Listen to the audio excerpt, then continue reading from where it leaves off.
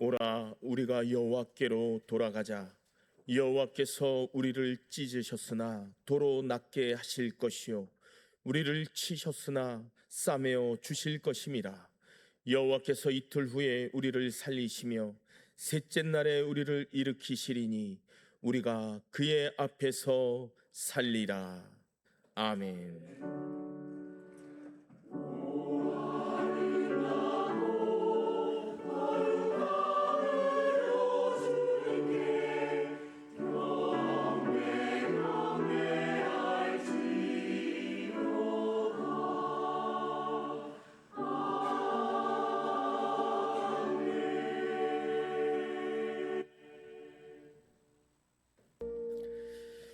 이 시간 우리에게 주신 하나님의 말씀은 마태복음 18장 21절과 22절 말씀입니다. 제가 가진 성경으로 신약 30쪽입니다.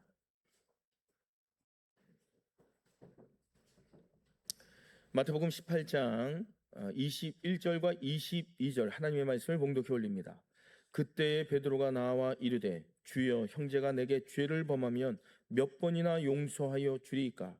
7번까지 하오리이까? 예수께서 이르시되 내게 이르노니 7번뿐 아니라 7번을 70번까지라도 할지니라. 아멘. 오늘 우리는 우리 삶에서 가장 어렵고 어찌 보면 가장 중요한 주제 하나를 나누고자 합니다. 그것은 바로 용서입니다. 설교 시작하기 전에 인터넷상에 재미난 이야기가 있어서 먼저 소개를 하고 말씀을 이어가겠습니다. 이 제목은 이렇습니다. 이런 남자는 용서 못해라는 제목의 글입니다. 잘 들어보세요. 눈이 단추구멍만 해서 쌍꺼풀 수술한 남자는 용서할 수 있지만 예쁜 여자 지나가는 걸 보면 눈동자 커지는 남자는 도저히 용서 못해. 과거 있는 남자는 용서할 수 있어도 미래가 없는 남자는 절대 용서 못해. 귀 뚫은 남자는 용서할 수 있어도 귀 막힌 남자는 절대 용서 못해. 머리카락 없는 남자는 용서할 수 있지만 머리에 든 것 없는 남자는 절대 용서 못해. 밥 많이 먹는 남자는 용서할 수 있지만 반찬 투정하는 남자는 절대 용서 못해. 또 날 사랑하지 않는 남자는 절대 용서 못해. 이렇게 이런 글의 내용이 쭉 이어집니다. 이 글을 읽으면 우리 남성들이요 어떻습니까? 남자로서 참 이 땅을 살아가기가 힘들다라는 생각하지 않습니까? 남자들끼리 서로 위로하고 또 용기를 주고 이렇게 한번 살아가 보시기 바랍니다. 자, 그런데 우리가 이 땅을 살아가면서 용서라는 말이요 참 쉽지 않습니다. 용서는 참 어려운 일이에요. 차라리 멀리 있는 사람을 용서하는 것은 어찌 보면 쉽습니다. 그러나 가장 지근에 있는 사람, 가까이 있는 사람을 용서하기란 너무나도 어려운 일입니다. 사람의 일생에 있어서 가장 중요한 것 중에 하나가 있다고 한다면 용서하며 살고 또 용서받으며 사는 겁니다. 용서를 주제로 설교하는 이 사람, 목사인 저도 이 주제를 가지고 설교할 때 제가 마음이 편할까요? 불편할까요? 불편합니다. 용서에 관해서 완전히 자유하다라고 말할 사람은 아무도 없어요. 어떤 분이 이런 말을 한 적이 있어요. 목사님, 저는 용서에 관해서 참 자유합니다. 저는 용서할 대상이 없습니다. 참 신기하지 않습니까? 그래서 그 비결이 무엇이냐고 물어봤어요. 근데 이 사람이 이렇게 대답하는 겁니다. 내가 도저히 용서 못할 그 사람이 2달 전에 세상을 떠났다는 거예요. 여러분 보세요. 이렇듯 용서에 관해서 진정으로 자유한 사람이 없다는 거예요. 2007년도에 한 여인이 죽었습니다. 이 여인이 죽었을 때 전 세계가 발칵 뒤집어졌어요. 이야기를 하면 아마 아실 내용입니다. 왜 그럴까요? 이 사람이 남긴 유산 때문인데 그 유산이 얼마냐? 1200만 달러입니다. 당시 우리나라 돈으로 따지면 한 140억 정도 유산을 남긴 겁니다. 근데요, 그 유산을 누구에게 남겼냐가 화제가 된 거예요. 누구에게 남겼냐? 자기가 키우던 애완견, 그 개한테 물려준 겁니다. 기억나시죠? 오래전 9살 된 말티즈 종류의 강아지였습니다. 이 사람들을 하도 물어뜯고 뭐 짖고 성격이 괴팍해서 이 강아지 말티즈 이름을 뭐라고 불렀냐? 트러블이라고 이름을 붙였대요. 이 트러블이라는 이 강아지 애완견에게 140여 억 원을 상속한 거예요. 물려준 겁니다. 바로 그 여인은 부동산 재벌이었던 레오나 햄슬러라는 독신 여성이었습니다. 이유가 뭘까요? 이유가 이렇습니다. 이 여인은요, 자수성가한 여인이었어요. 가난한 집에 태어났고요, 홀로 독신으로 살면서 많은 일을 하면서 그 어마어마한 돈을 번 겁니다. 수많은 사업을 했어요. 그러면서 살아온 인생 가운데 사람들로부터 얼마나 많은 배신을 당했는지 몰라요. 그래서 이 여인이 죽을 때쯤 이렇게 말을 한 거예요. 나를 배신한 인간 종족에게는 내 돈을 도저히 남겨줄 수 없다. 그래서 자기가 키우던 개한테 140억 원의 유산을 남겨준 겁니다. 사람에게 배신당하고 상처받은 사람들이 주로 동물들에게 집착하지 않습니까? 여러분, 이 이야기가 우리에게 주는 교훈이 뭐예요? 누구를 용서하지 않고 용서받지 않으면 이처럼 어처구니 없는 죽음을 맞이하게 된다라는 사실입니다. 용서가 중요한 이유가 무엇입니까? 우리의 영성에 지대한 영향을 미치기 때문에 그래요. 우리의 삶에 이 용서가 엄청난 영향을 끼치기 때문에 용서가 중요하다라고 성경 우리에게 말씀해 주고 있는 거예요.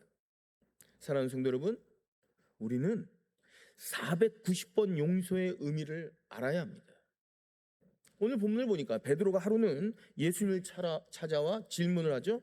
예수님, 7번 용서하면 되겠습니까? 여러분, 이 베드로의 질문의 의미가 뭐예요? 아마 베드로는요, 7번 용서를 하고 그 후에 예수님에게 칭찬받고 싶어서 이 질문을 했을지 모릅니다. 당시 유대인들의 관례에 따르거나 전통에 따르면 3번 용서하면 충분하다라고 가르쳤어요. 그런데 베드로는 그 3번의 2배 이상인 7번을 제시하면서 스스로 대단하다고 생각했을 거예요.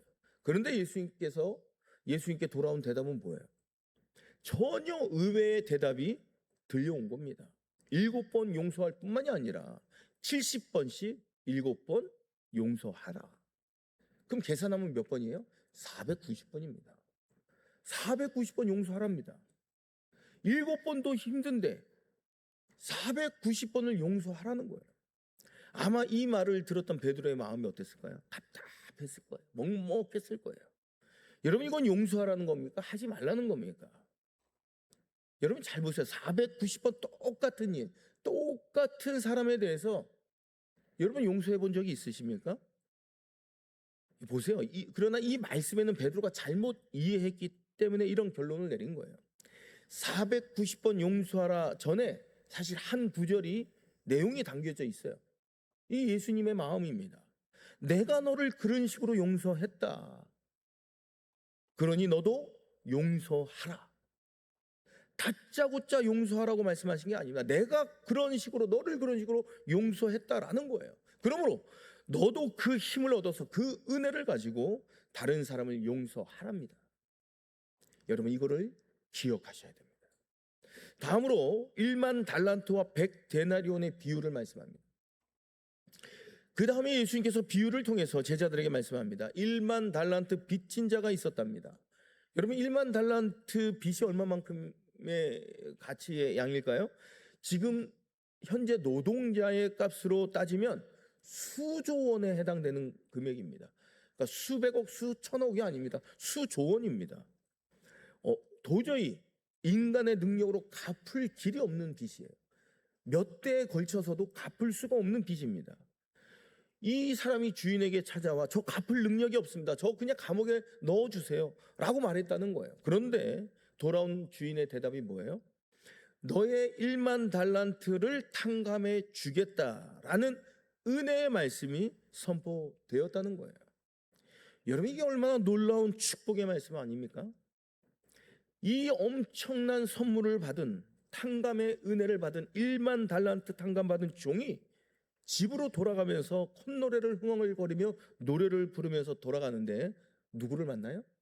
자기에게 100데나리온 빚진 사람을 우리나라 돈으로 따지면 200만 원 정도입니다. 100데나리온 빚진 사람, 200만 원 빚진 사람을 만난 거예요. 길거리에서. 어떻게 했어요? 갚으라고 강요합니다. 그리고 안 갚으니까 그 사람은 어떻게 해요? 관원에 고발해서 감옥에 집어넣어버리고 말아요. 그런데 결정적으로 이 소식을 누구에게 들려졌어요? 1만 달란트, 수조 원에 해당되는 돈을 탕감해 주었던 그 주인의 귀에 들려온 겁니다. 주인이 뭐라고 말합니까? 그 1만 달란트 탕감받은 사람을 당장 잡아오라고 이야기를 해요. 그리고 옥에 가두라고 말합니다. 여러분, 이 말씀이 우리에게 제시한 두 가지 핵심이 있어요. 뭘까요? 첫째는 내가 너를 용서했으니 너희도 용서하는 것이 마땅하다라는 겁니다. 두 번째는요, 너희가 용서하지 않으면 내가 반드시 심판받을 것이다. 성경 우리에게 이걸 말씀해 주고 있는 거예요. 우리 35절 말씀인데요, 우리 함께 합독해 보겠습니다. 35절 시작.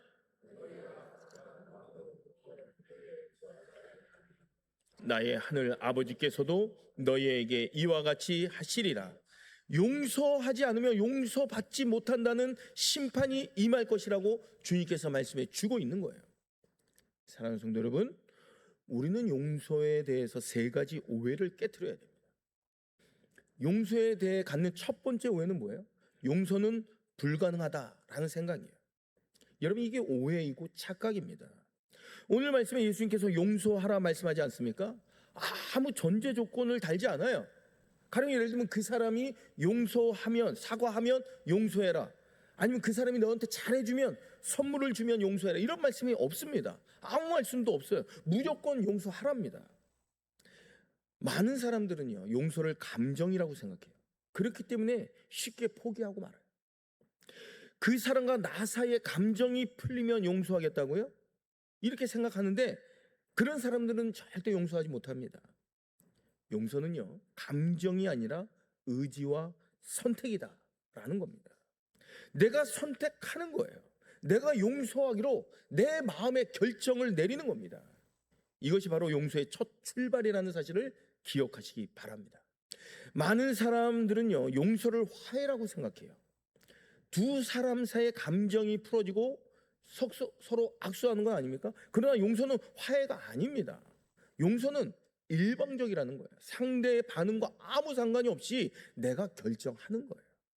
우리 주님께서 그래서 너희는 용서하라고 우리에게 말씀해 주고 있는 겁니다. 또 많은 사람들은요, 용서하면 예전의 자리로 다시 돌아갈 줄 압니다. 이것 또한 착각입니다. 성경 우리에게 말씀합니다. 우리가 누군가를 용서하면 성령께서 우리를 어떤 자리로 옮겨주셔요? 예전의 자리로, 그 사람과의 관계로 다시 가는 게 아닙니다. 그 사람을 불쌍히 여기는 마음을 주신다는 거예요. 그 사람을 위해 애통해야 하는 그 마음을 우리에게 허락해 주신다는 거예요. 그 사람도 하나님의 자녀일 거라는 마음을 갖게 하신다는 겁니다. 전혀 다른 자리로, 하나님의 자리로 우리를 옮겨 주심을 믿으시기 바랍니다. 사랑하는 성도 여러분, 우리는 요셉과 스데반을 통해 용서의 가능성을 봅니다. 우리가 잘 알고 있는 요셉이 누구예요? 형들에게 팔려갔던 사람입니다. 그것도 애굽으로, 노예로 팔려갔어요. 너무나도 억울하게 감옥살이까지 하고 결국은 맨 마지막에 총리가 되지 않습니까? 그때 어떤 일이 벌어져요? 총리가 된 후에 자기를 팔아먹었던 형제들이 자기한테 곡식을 구걸하려고 찾아온 겁니다. 여러분, 복수할 수 있는 절호의 기회 아닙니까? 그런데 이때 요셉이 뭐라고 고백을 해요? 성경에 보면 형들이여 두려워하지 마소서, 당신들이 나를 팔아먹은 것이 아니라 당신들 앞서서 우리 가문을 구하시려고 나를 보내셨을 뿐입니다. 이런 위대한 고백을 합니다. 사랑하는 성도 여러분, 분명히 형들은 팔아먹은 게 맞아요. 그런데 요셉은 뭐라고 말합니까? 나를 앞서서 하나님이 보내셨다라고 고백을 하는 거예요. 전혀 다른 해석을 하고 있어요. 분명히 자기를 망하게 했습니다. 그럼에도 불구하고 요셉이 뭐라고 말해요? 하나님께서 나를 연단시키셨다는 겁니다. 해석 자체가 다릅니다. 신약은 어떻습니까? 신약의 대표적인 인물 스데반이 나옵니다. 복음을 전하여. 근데 사람들에게 돌아온 반응은 뭡니까? 돌로 쳐 죽입니다. 이때 스데반이 뭐라고 기도합니까? 하나님, 저들은 죄를 알지 못하나이다. 저들의 죄를 용서하여 주옵소서. 그리고 순교를 합니다. 최악의 상황에서 최선의 용서를 베푼 거예요. 이 두 사람이 주는 교훈이 뭡니까? 이거 봐라. 너도 할 수 있다. 요셉이 가능하다면, 스데반이 가능하다면 너도 할 수 있다. 용서가 가능하다. 세상에 용서 못할 일이 없다. 우리에게 그 말씀하시기 위해서 이 두 사람의 예를 구약과 신약에서 말씀하신 줄로 믿습니다. 사랑하는 성도 여러분, 용서는 살아있는 자에게 주시는 특권입니다. 휘스턴 마허라는 분의 이야기를 여러분들에게 들려드립니다. 이분은요 1953년도에 태어났는데 태어날 때부터 죽을 운명에 처하게 됩니다. 그 이유가 뭐냐면 이 집안은요 태생적으로 RH 인자 부족합을 가지고 있던 유전병을 가지고 있던 집안이었답니다. 그래서 자기 누나도 태어나자마자 RH 부적합 인자로 인해서 태어난 후에 얼마 지나지 않아 생을 마감해버리고 말았어요. 그런데 자기도 태어나 보니까 같은 인자를 가지고 있는 거예요. 이제 죽을 날만 기다리고 있는 겁니다. 마침 그때 RH 부적합 인자를 고치는 약이 개발됩니다. 94일생으로 이분이 살아납니다. 그리고 이제 3년에 대한 세월이 지나요. 태어나서 이제 3살이 되었을 때 극성 폐렴에 걸립니다. 또 이 당시 이 약이 없었어요. 그런데 기적적으로 의사가 이 퀘스턴 마허에 맞는 항체를 찾아내서 이 약을 개발해서 살려냅니다. 퀘스턴 마허는요, 한번 생각해 본인이 태어났을 때 또 3살 때 일어났던 일이었기 때문에 전혀 기억이 안 나는 겁니다. 그런데요, 그 어머니가 이 이야기를 매일같이 해주는 거예요. 아들아, 너는 살아있다는 것만으로도 감사하며 살아야 한다.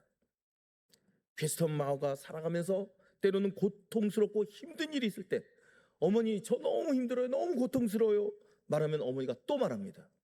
아들아, 너는 살아있다는 것만으로 감사해야 한다. 또 누군가의 관계가 깨져가지고 너무나도 그 관계 때문에 힘들어하고 잠 못 이루고 그럴 때 또 어머니가 또 이야기합니다. 사랑하는 아들아, 너는 살아있다는 것만으로도 감사해야 한다. 사랑하는 성도 여러분, 용서는 살아있는 자만이 할 수 있는 특권입니다. 죽으면 못합니다. 살아있는 자에게 주신 하나님의 특권이에요. 살아있다는 것만으로 감사할 수 있다면 세상에 용서 못할 일이 어디 있겠습니까? 사랑하는 성도 여러분, 용서는 나 자신을 위한 선물입니다. 용서에 대한 두 번째 오해는요, 내 의지로 용서할 수 있다라는 생각이에요. 한번 잘 생각해 보세요. 7번 용서도 쉽지 않아요. 그런데 7번 용서는 어찌 보면 자기 의지, 자기 인격과 교양과 자기 성품으로 노력하면 가능할 수도 있어요. 그런데 490번 용서는요, 어떻습니까? 자기 의지와 성품과 인격으로 불가능합니다. 이건 신적인 성품으로만 가능한 거예요. 위로부터 아래로 주어지는 전적인 하나님의 선물과 은총으로 가능하다라는 겁니다. 네덜란드의 코리 텐 붐 자매 이야기를 들려드리겠습니다. 여러분, 이 자매는요, 어린 나이에 나치에 의해 잡혀가던 유대인들을 몰래 피신시켜주는 그 역할을 감당하고 도와주었답니다. 근데 이게 발각이 돼요. 그래서 자기 언니와 함께 이 자매가 나치 수용소에 갇히게 돼요. 그곳에서요, 안타깝게도 나치 당원들에게 성희롱과 폭행을 당하는 그런 극심한 고통을 겪게 됩니다. 언니는 결국 수용소에서 생을 마감하고 죽고 말아요. 자기만 살아남아서 나오게 됩니다. 나와서 예수 그리스도를 구주로 영접하고 이제 목회자의 길을 가고 여성 설교자가 된 거예요. 그래서 여성 설교자로서 수많은 집회를 다니면서 가장 많이 한 설교가 있어요. 그 주제가 뭔지 아십니까? 용서였습니다. 수많은 집회를 가면서 이 여성 설교자가, 크리텐 붐 여사가 엄청난 용서라는 주제를 가지고 설교를 했어요. 대중 앞에서, 회중 앞에서 용서에 대한 설교를 한 거예요. 이 설교가 끝난 후에 어느 집회 때 갑자기 한 남성이 나타납니다. 그래서 손을 내밀면서 악수를 청해요. 순간적으로 딱 보니까 누구였을까요? 자기 언니와 자기를 그 감옥에서 성희롱하고 폭행했던 나치 당원의 그 사람이 손을 쫙 내민 겁니다. 그러면서 그 사람이 이렇게 이야기를 해요. 당신이 말한 하나님은 참 좋으신 분이네요. 여러분, 이 순간 이 사람이 견딜 수 있었을까요? 그 순간 이 코리텐붐이 손을 내밀지 못하는 거예요. 저를 그 용서했다고 본인이 고백하는 겁니다. 저는 그를 용서했다고 생각했습니다. 하지만 그가 손을 내미는 그 모습을 보는 순간 제 손은 얼어붙은 듯 꼼짝도 하지 못했습니다. 자서전에 이렇게 써 있어요. 그러면서 그가 등을 돌립니다. 뒤돌아서요. 뒤돌아서서 하나님께 기도해요.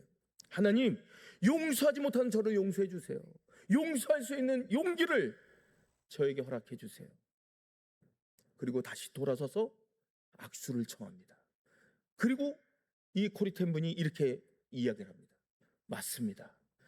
당신이 말한 하나님은 그렇게 좋은 분이 맞습니다. 용서에 대한 세 번째 오해는요, 용서는 상대방을 위한 것이라고 생각을 한다는 거예요. 어떤 분이 이럽니다. 목사님, 왜 나만 손해봐야 합니까? 왜 나더러만 용서하라고 말합니까? 이렇게 이야기할 수 있어요. 그런데 여러분, 용서하라 하신 절대적인 이유를 가르쳐 드립니다. 그것은요, 하나님께서 나는 너의 삶을 풍성하게 만들기 원한다 라는 축복의 말씀이에요. 여러분 잘 들어보세요. 용서는요, 부메랑과 같습니다. 용서를 날리면 용서가 돌아와요. 증오를 날리면요, 증오가 돌아오는 법이에요. 미움을 날리면 그 미움이 다시 나에게 돌아온답니다. 그런데요, 사랑을 날리면, 용서를 날리면 그게 부메랑이 되어서 우리의 가슴에, 우리의 삶으로 다시금 돌아온다는 영적인 원리입니다. 샌디에이고에 5천 명의 말기 암 환자를 치료한 유명한 의사가 있습니다.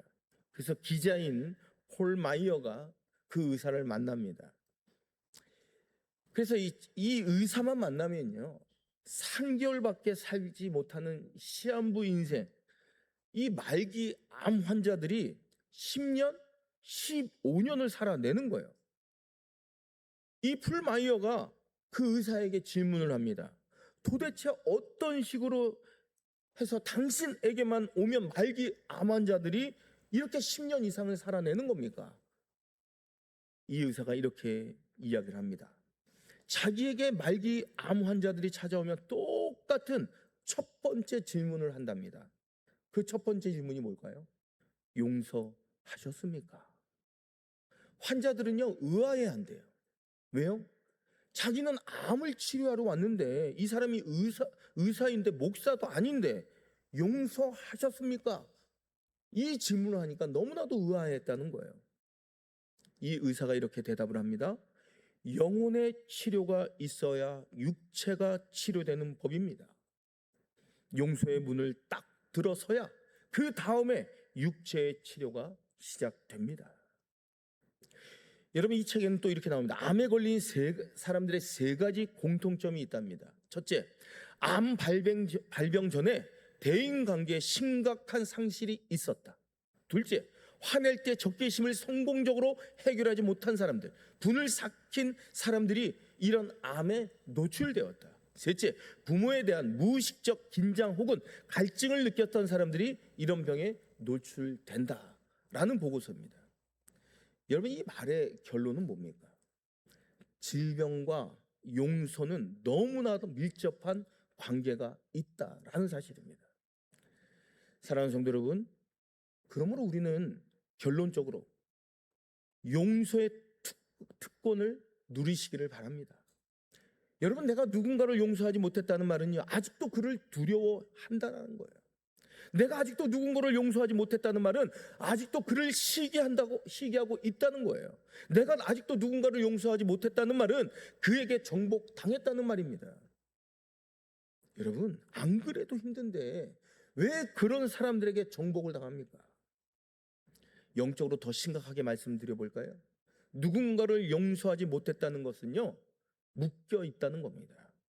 노예가 따로 없어요. 더 심각한 건 대물림 된다는 거예요. 자기 아버지를 용서 못했습니까? 자기 아들에게 그것이 대물림 된다는 거예요. 이게 가문에 흐르는 저주입니다. 풀마이어가 용서의 심리학이란 유명한 책을 썼던 비결이 있었어요.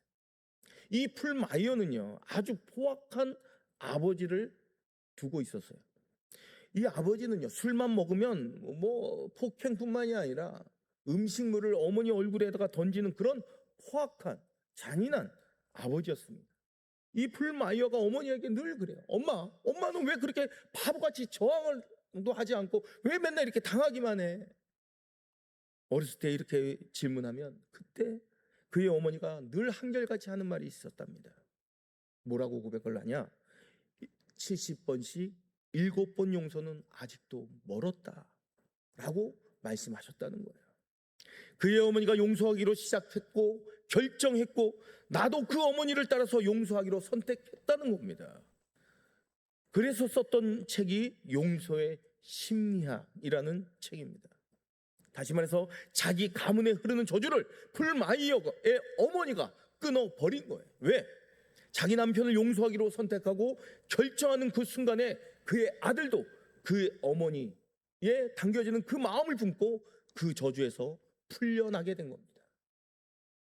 만약에 어머니가 끝까지 증오하고 아버지를 미워했다면 그 아들 또한 그 아버지에 대한 증오와 분개심으로 평생을 살아갔을 거예요.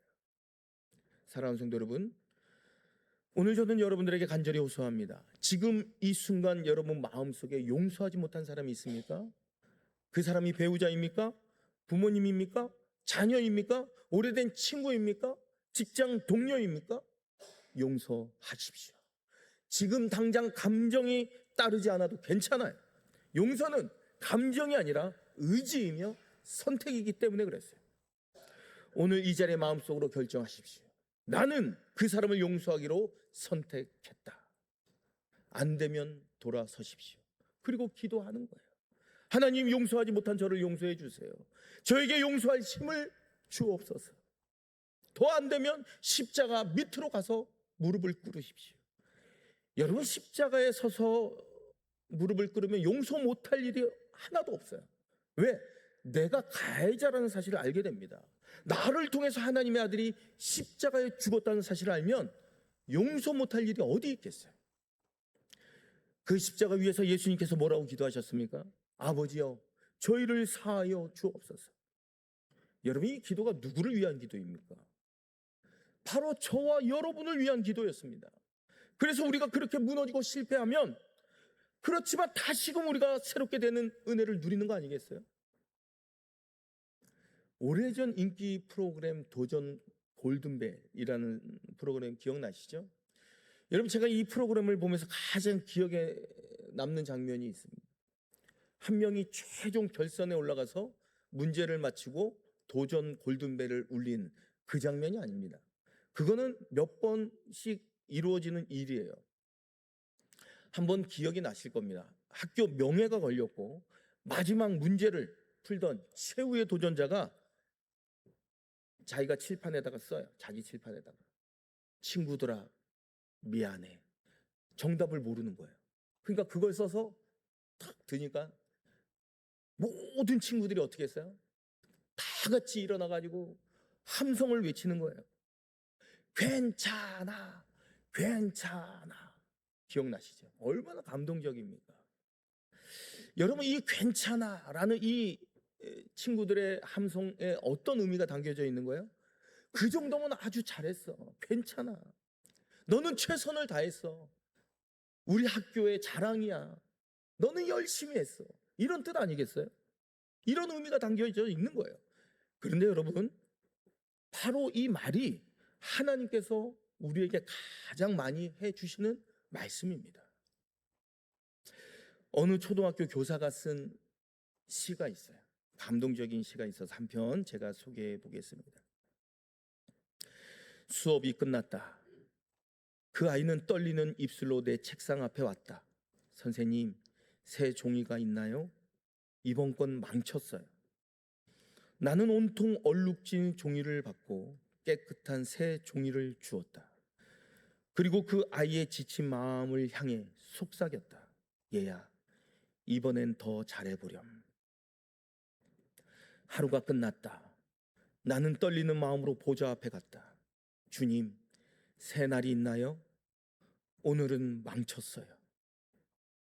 주님은 온통 얼룩진 내 날을 받고 깨끗한 새 날을 주셨다. 그리고 나의 지친 마음을 향해 속삭여 주셨다. 얘야, 잘하지 못해도 괜찮단다. 이번엔 더 즐겁게 기쁘게 해보렴. 이제 말씀을 마무리합니다. 주님은 오늘도 얼룩진 우리의 날을 받으시고 깨끗한 새 날을 주시는 분이 우리의 하나님이십니다. 괜찮아, 다시 시작해보렴 하시며 우리를 먼저 용서하시는 분이 우리의 아버지십니다. 그렇다면 그 용서를 받은 우리가 마땅히 해야 할 일이 무엇입니까? 우리도 다른 사람에게 그렇게 해야 된다는 거예요. 내가 받은 그 괜찮아 이제 누군가에게 흘려 보내야 합니다. 한번 따라해 보십시다. 용서는 특권이다. 누구에게 주신 특권입니까? 살아있는 자에게 주신 특권이고요, 예수 믿는 자에게 주신 특권이고 용서받은 자에게 주시는 특권인 줄로 믿습니다. 이 절대적인 특권을 절대 놓치지 마시고 우리의 삶 가운데 믿는 자에게 주시는 용서의 특권을 이루며 누리며 살아가십시오. 이 시간 주신 말씀 붙잡고 우리 함께 통성으로 기도합니다. 하나님께서 우리를 용서하신 것처럼 우리도 용서하는 자가 되게 하시고 용서의 특권으로 묶임에서 풀려날 수 있도록 이 시간 주신 말씀 붙잡고 통성으로 기도합니다. 저희를 먼저 용서하신 은혜를 기억하며 용서하지 못한 자를 용서하게 하여 주옵소서. 오늘 용서를 선택하게 하시고 묶임에서 풀려나 자유와 풍성함을 누리게 하여 주옵소서. 거룩하신 예수 그리스도의 이름 받들어 간절히 기도드리옵나이다. 아멘.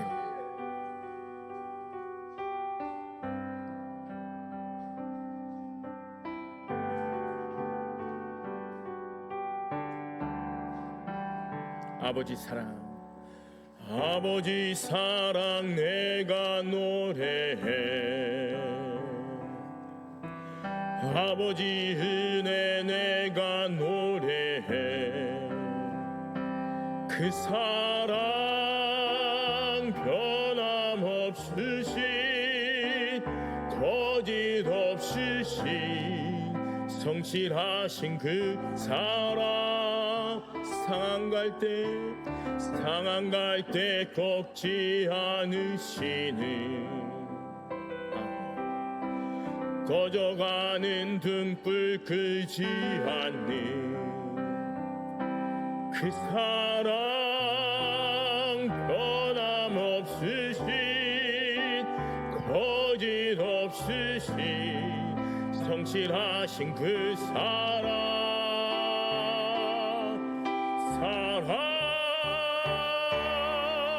그 사랑